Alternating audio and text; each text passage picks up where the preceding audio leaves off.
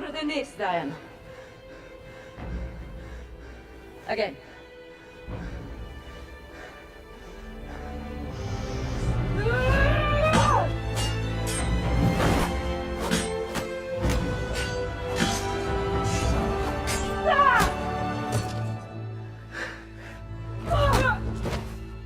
Never let your guard down. You expect a battle to be fair. A battle will never be fair.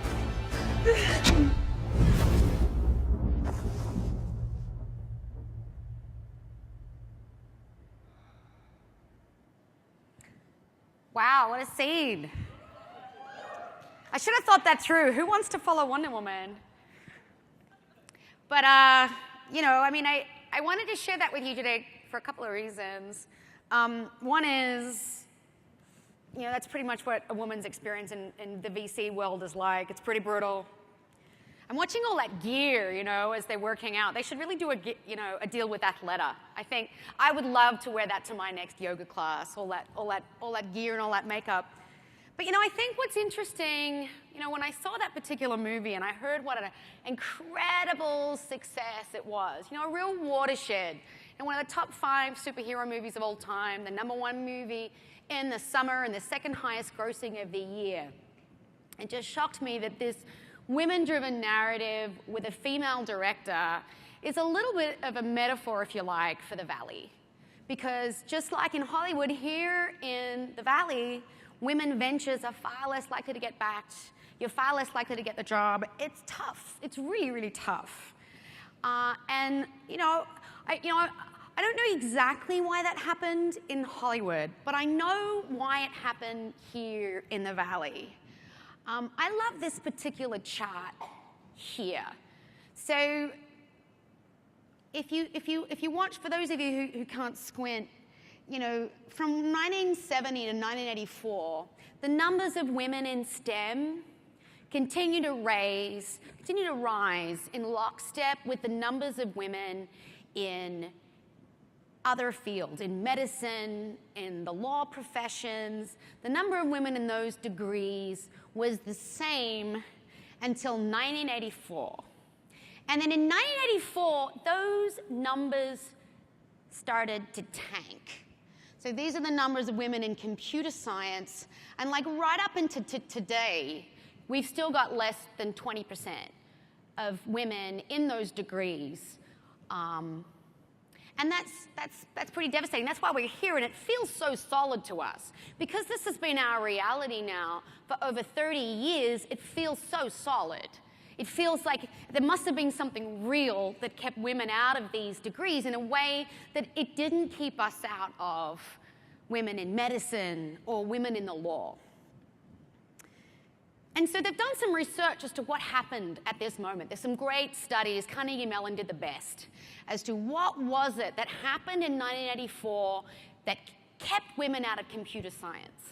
And this is really interesting to me because I'm in the business of driving disruptive innovation as a result of garnering diverse perspectives. That's my job. My full-time job is bringing diverse companies and diverse people together to drive disruption across industries. So I wanted to know, what is it that is keeping us out of these professions, and what is it that's compromising my ability to realize disruptive innovation in this space? What the hell happened in 1984? Turns out that advertising is more or less to blame. So in 1984, that was the first time when women in the computer science degrees started to be told that they were behind because they lacked the practical in-home experience and access to the personal computer. When personal computers came out, they were marketed almost exclusively to boys and their dads. They were exclusively marketed as about gaming, Pong, other lame games I can't remember because I'm a little bit too young to remember, but it was really aimed as a gaming tool for boys to play at math, to do a little bit of word processing. And all of the marketing, from Radio Shack to Commodore to Apple, all of the marketing was aimed at boys and their dads. And as a result, when personal computers started being brought into the home, they were put in boys' rooms. And girls had to ask to use them. They had to borrow them from their brother. Case after case in the study that Carnegie Mellon did showed that girls had nowhere near the level of access as their brothers did to the personal computer. So when they went into their computer science degrees, they went into advanced math and engineering, computer science oriented degrees, they were told that they lacked practical experience. They'd never programmed, they'd never used spreadsheets, they'd never used these things in the home. Their understanding was theoretical. And it's amazing to me that something that feels so solid, it's something that feels like we're up against this real reason, this real solid reason why we've all been kept out of STEM. And to discover that it's really an advertising trick, an advertising mistake, if you like, that has resulted in such a change in so many lives. And more importantly, for me, in my role, trying to drive disruptive innovation driven by diversity, it's caused us to leave so much value on the table.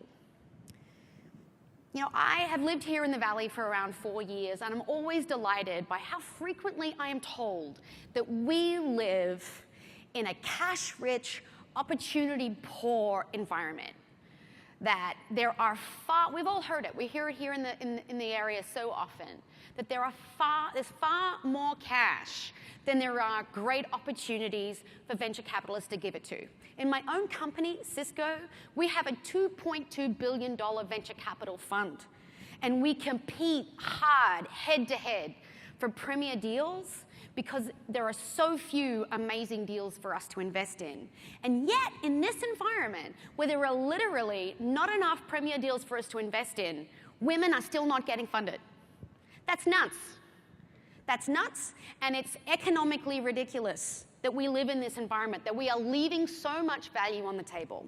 So that's what I want to talk about today. I want to talk about how is it that we leverage diversity, how is it that I do that in real terms, and how can that make a difference to the kinds of outcomes and disruption that we can look to see.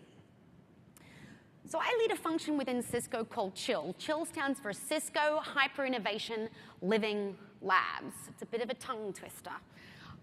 CHILL was created around 2 years ago during a period of huge upheaval within Cisco. And it was created specifically because in the areas of innovation where we were seeing the most opportunity for disruptive growth, we really felt that we needed industries to start innovating together. In spaces like IoT, big data and analytics, artificial intelligence, these are spaces that don't benefit you to be a first mover, to be on your own. They benefit you when your entire industry is moving with you, when a whole industry at once is raising its level of innovation maturity, when you create big data and AI applications that can pull in that data from outside of your company, that's what causes your supply chain to move faster or to be more secure. So these are industries these are opportunities and spaces where it makes an enormous amount of sense for industries to work together and for us to be bringing together diverse perspectives in order for us to address those. So let's take a little look at what that looks like.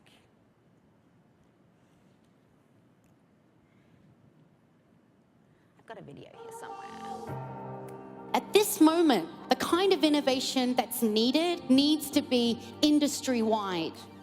When we work together as an industry, this is how large corporations move faster than the speed of startup. We're here in San Francisco with giants of the industry, looking to drive disruptive and rapid innovation. Who can take care of me?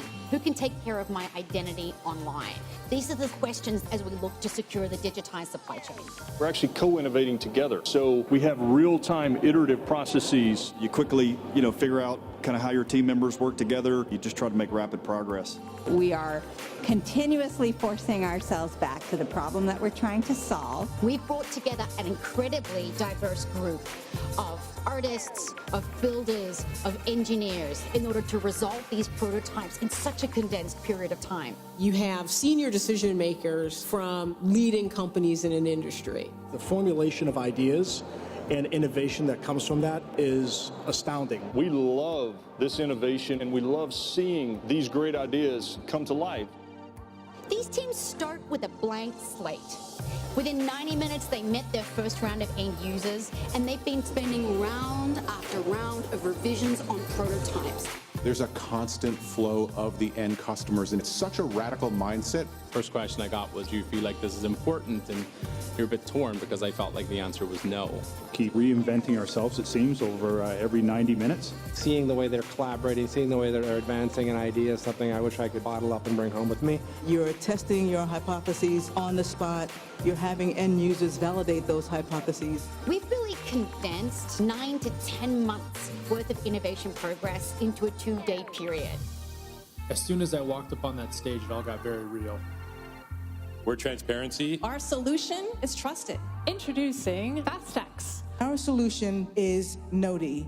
Investors, I'd like to ask you, who'd like to support this team as they take their next step? Woo! It sounds like JNX Zinc. Who wants to join John Stewart in the support of this? It's one of the most amazing feelings in the world.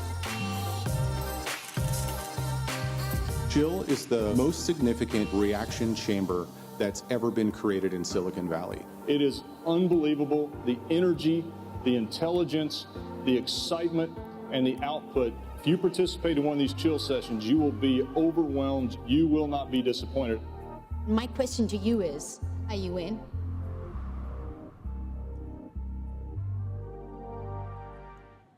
Thank you.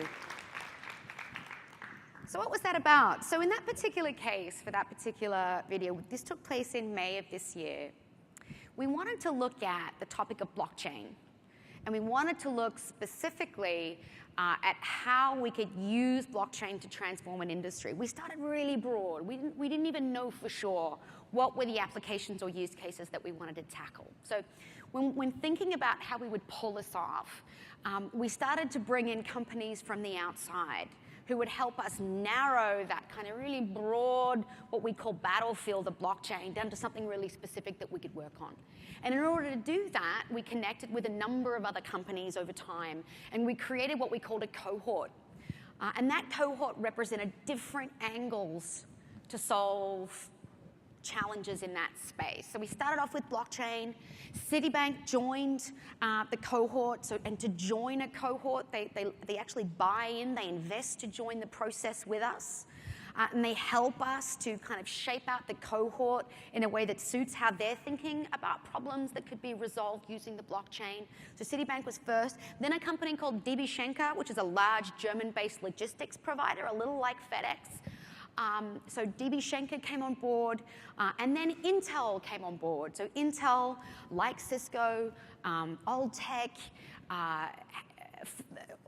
Cisco is actually Intel's largest customer. So when we started to think about supply chains, the fact that we were in their supply chain and they were in theirs started to be a really interesting angle. And obviously, Intel are an IoT and robotics giant. So that started to be interesting from that perspective. And finally, we added GE, who joined Cisco in making out the rest of this cohort. So you can see how these different organizations made up different lenses by which we could view this same problem.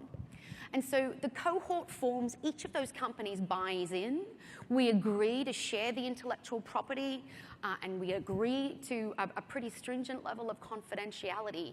And then we bring those companies together over 2 days. Now, the reason we have such a compressed time frame is it allows for what we call massive inclusion. When we do things like we normally do them, we take the time and I'll meet with you and then with you. It takes an enormous amount of time for us to get things done, and by its nature, it leaves people out that would be essential to the process. So one of the hurdles for being part of a living lab is that everyone who needs to be part of an innovation or an investment decision in this space has to physically be in the room.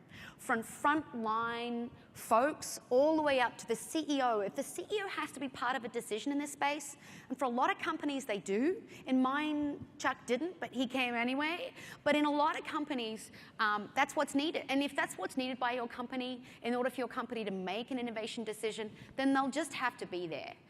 And it's a pretty tough burden, a pretty tough hurdle for a lot of folks to clear. So what we do is we literally bring all these folks together, and we have 4 main teams that make up a living lab environment. The first are the concepting teams.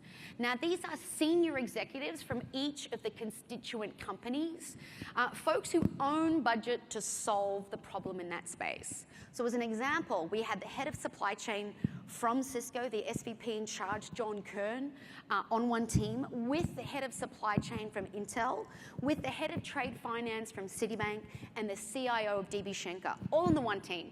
No one in their right mind would have that many egos on the one team. But in this case, our next group of constituents, the end users, are what makes that possible. So the next group is we call the insights team. And on that team, we have dozens and dozens of end users who look at prototypes and look at role plays. My jacket's making a lot of noise. I don't mean to do a striptease in front of everybody, but I can hear a rumbling from my microphone. These end users look at prototypes that we build to order for these teams. And literally about every hour and a half, these teams have to build up and tear down a prototype that is ripped apart by these end users.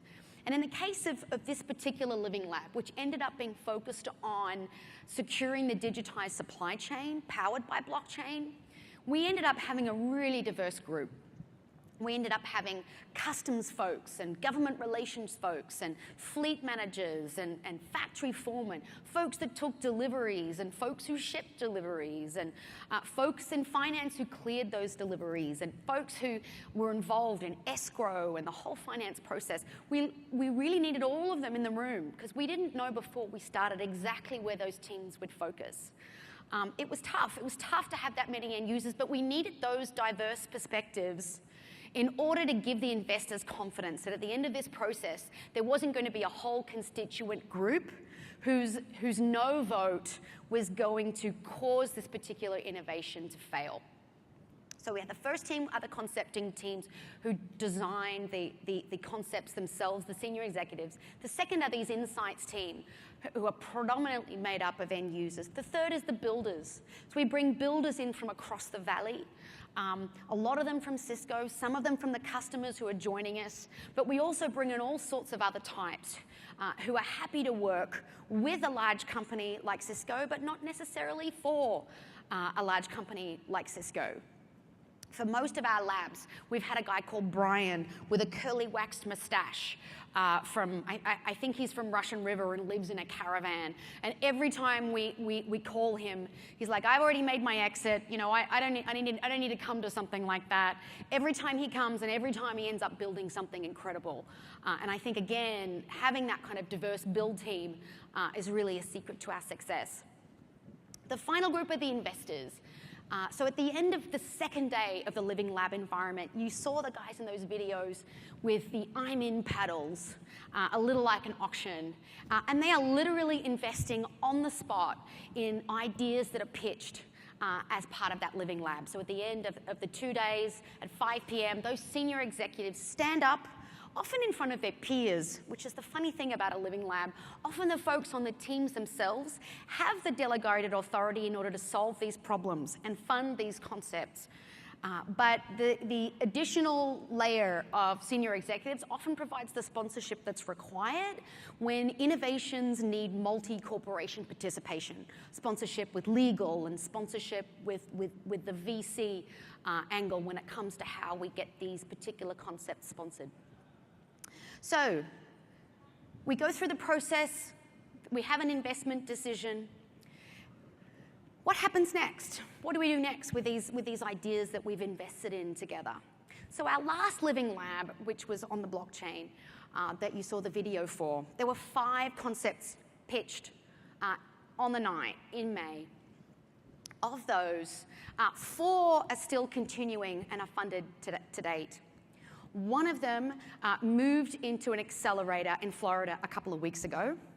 I think they're having a rough couple of days down there for some reason, so they're not taking our calls, as you might imagine, with them going on down there. But they moved into an accelerator just a couple of months after, and that is a startup that is being founded by a CEO whose company, Cisco, acquired a couple of years ago. So we're going through a process of fully recycling our founders, which I think is a great addition. So we're literally creating a startup there from scratch. So that's one of the vehicles by which we realize the value from a living lab. We have, in addition to the startup, we have 3 significant joint funded ventures that are between the corporates. So not startups, so they won't be a balance sheet or a VC funded concept, but they will be large projects between the corporations. There's one that's focused on AI within the supply chain. There's another that's focused on the first line, the first mile of our supply chains, focused on the mining sector. And there's another that's really focused on how we track supply chain provenance end to end, leveraging blockchain style technologies, and some additional technologies in order to really shore that up. So we really do believe that this is a mechanism by which significant innovation can be driven, disruptive innovation can be driven. Across our history, we've looked at blockchain, as I mentioned. We've looked at healthcare. In fact, we launched a startup just last week to the investor community that's focusing on supporting the community that lives around a cancer patient. And that's going through its pre-seed round at the moment. But we have seen that this has been a unique way in which we can really band together and drive disruption as a group. Our next living lab is going to be focused on the future of work.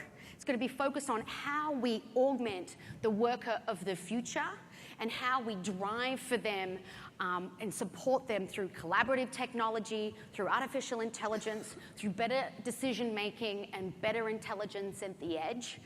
And so we'll be looking for corporate partners who want to stand with us and explore this fascinating space. We all know that work is about to be massively disrupted. There was a great article in the New York Times just today about Amazon and their use of robotics in their workplace, and how it's not removing jobs but augmenting them and allowing people to focus on those jobs that are enriching and are engaging. So that's where we'll be focusing our area, our focus next, and I'm hoping you can join us. So I'd love to take some questions from the group. It was tough to follow Wonder Woman. I think I've done okay. So I've got a bit of a blinding light coming here, so I can't see very well. But if anyone's got any questions for me on the framework, I'd love to address them.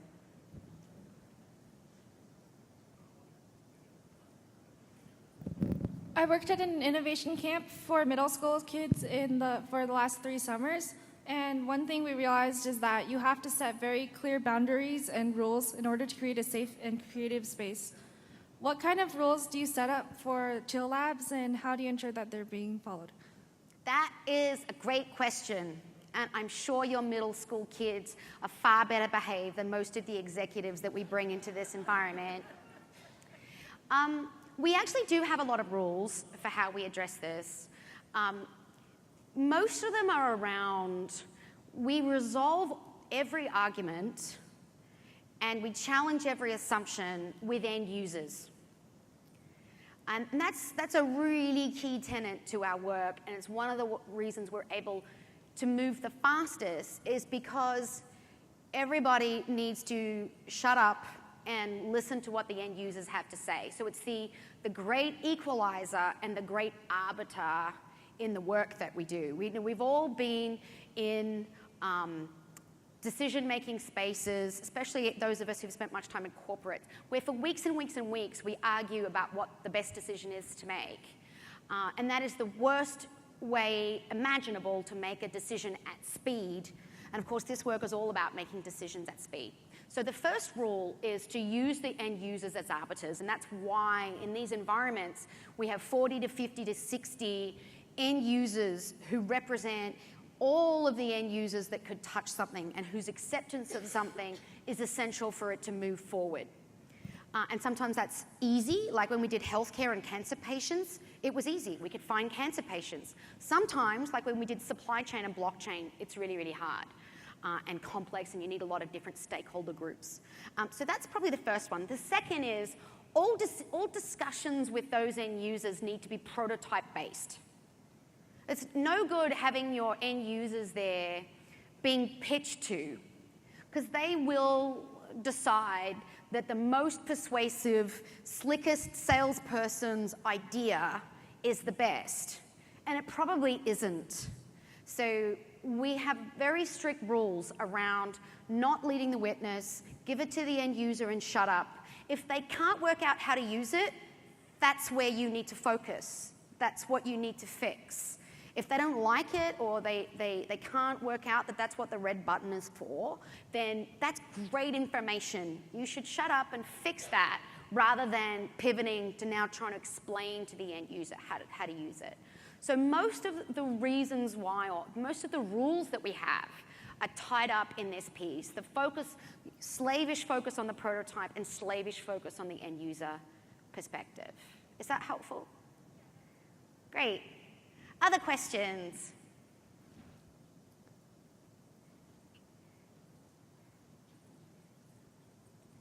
Hi, my name is Harleen. I literally wrote a piece on Huffington Post today about the art of diversity. So congratulations, thank you. So wonderful presentation. I just have a quick question that, I understand Chill is a program, but how do you foster diversity overall in Cisco? Because what I learned is that diversity is not just a one-time thing. It's not just hiring people from diverse backgrounds. It's about a culture. That leads to innovation as well. So how do you foster that culture within Cisco?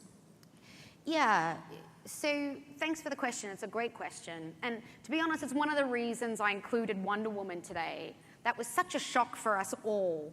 I remember sitting in the cinema and seeing this scene where Gal Gadot lands on the ground, having leapt hundreds of yards into the air.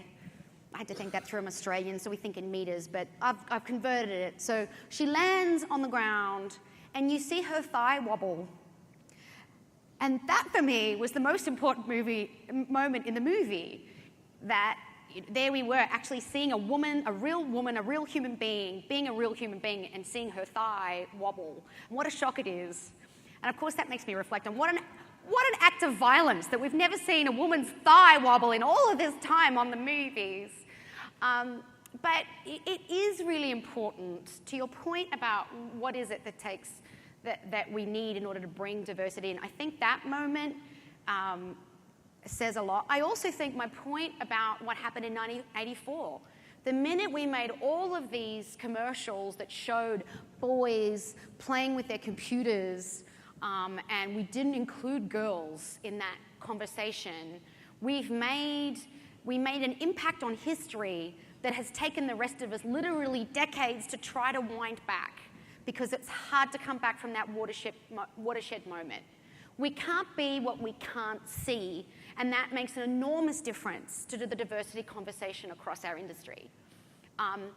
Within Cisco, certainly one of the most active and most visible things that we have done to change this conversation is that when our new CEO, Chuck Robbins, started 2 years ago, he made half of his executive leadership team women. And that makes an enormous difference. The fact that across the company, you can see women in every leadership position that we have across the company. Now, it hasn't translated yet to say that we have the perfect statistics in what's going on for the rest of the company. But the fact that we are led by a she-FO, who is a badass, Kelly Kramer, who makes all the important decisions in our company, that a lot of the key engineering leadership positions are held by women. Our chief HR officer is a woman, our chief diversity officer is a woman. The fact that we have women in these really key roles for the company makes an enormous difference to what we look to women for. And to be honest, I think it's the best challenge for unconscious bias. You know, when we see badass women being successful in our company, it makes it less of a shock. We're less likely to react to a strong woman leader being a badass and saying she's aggressive, and more likely to say she's being Cisco. She's being exactly what we need in this company to get where we're going. So there are a lot of things that we could do. There's a lot of things that we can do. You know, there's a lot of folks here from the venturing community. One of the biggest challenges that we have to our numbers, our diversity numbers, is what happens in the Valley, is what happens with the companies we acquire. So Cisco is a highly acquisitive company. We pick up a company about every 5 weeks. And just when we think we're getting somewhere with our statistics on diversity, we acquire another company with several thousand employees who are massively and predominantly male. So we are thinking about ways to reach into the Valley and the venturing community, because that is our intake in many cases for companies that we bring into our corporations. So I think both of those things are really important. Another question. Oh, sorry, we have somebody brave enough to approach the microphone. Yay. First of all, thank you very much for disclosing this valuable information. My name is Janice Farrar-Samani. I am actually with Carnegie Mellon, the Institute of Network, INI, and Information Network Institute, and I run the practicum, and I'm a former Cisco employee. So wow, great. You. Well, I hope you enjoyed the shout out. You guys are doing great work in transforming this narrative. Thank you so much. I wanted to, if I may, ask you to dive in a little bit deeper into the process that you had. Yeah. It was very intriguing. Did you utilize design thinking? Did you, if you could disclose that a bit? Sure. Thank you. Sure. So this might be useful. I have a slide that I can bring up that goes a little more deeply into what happens in the process. So the first piece, which takes us the longest, you know, the 12 to 15 weeks, to be honest, blockchain was more like 6 months of preparation, is about the cohort building. Who is going to join this cohort? Who are the right corporations to join this journey? And are they ready to walk this journey with us?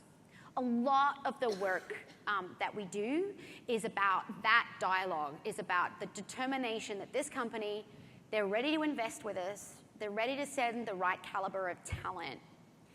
And yes, our process takes 2 days, and it has to, in order for me to get the kind of inclusion I need with an up to CEO level of inclusion in this process, I need to condense it. It can't go forever because people's time is precious. But the reason we're able to do that is because we've done so much work prior. So yes, we look fancy and sparkly for 2 days, but all the grunt work is involved in the lead up as part of the architecture. And as part of that design, we do a lot of work looking at what does this opportunity area mean for the different corporations involved? And what is that space in the Venn diagram of the interests between, say, in blockchain, Cisco, Citibank, Intel, and GE? What is that thin sliver of opportunity between us all that allows us to focus on areas where everybody would benefit? And by placing, so the teams themselves include senior executives from each of those corporations. And it's the responsibility of that executive to represent his or her company in that dialogue and make sure that that company will be interested in and ready to invest in that particular outcome. So a lot of that work goes up on prior. During the lab itself, you can probably guess, we're inspired by design thinking. To be honest, we're quite a lot more rigorous and hardcore than most design thinking structured exercises are, because we're not interested in brainstorming first and getting people to spend a lot of time with sticky notes and colored dots. We find that gets people too far away from the prototype. And as soon as we can get people to shut up and build it, the sooner we can get an outcome, and sooner we can put that in front of an end user. So keeping people away from that kind of traditional sticky note thinking and getting people to, well, let's build something. What will change in real life? Let's role play it. How will this change the life of a consumer is where we spend a lot of time. So I think I have time for, do I have time for one more question? Great. Hi, my name is Aisha Sheikh, and I'm down here from Singularity University, early stage startup looking at the future of work. Welcome. Thank you. And specifically interested in those vulnerable to this technological innovation. And I was curious about the work that you're going to be doing and whether you'll be looking at those communities that are vulnerable, because in my research I've noticed a lot of there are a lot of convenings that happen, and you have economists and futurists, and I was wondering about the other communities that you might bring in or partnering with other people. Yeah, so this is a great question. So just to summarize, we have here someone who's working on research about communities that may be displaced by some of the shifts that are coming in from the future of work.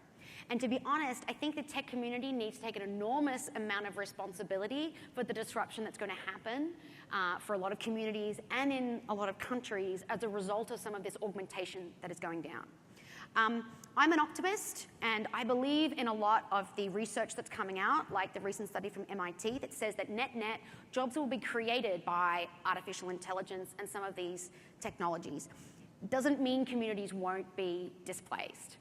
I'm delighted to say that our own CEO, Chuck Robbins, is the convener of a group that was created by the World Economic Forum to think about topics such as this. So we'd love to talk to you further, because it's an issue that we take very, very seriously and take deeply to heart.